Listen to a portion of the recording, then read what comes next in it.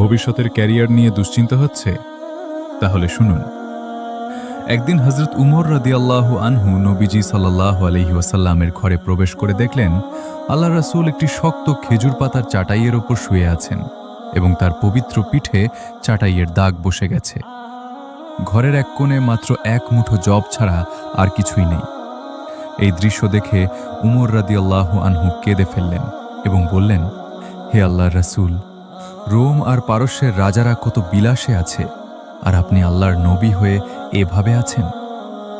নবীজি সাল্লাল্লাহু আলাইহি ওয়াসাল্লাম মুচকি হেসে বললেন, হে উমর, তুমি কি এতে সন্তুষ্ট নও যে তাদের জন্য রয়েছে শুধু এই দুনিয়া আর আমাদের জন্য রয়েছে অনন্তকালের পরকাল?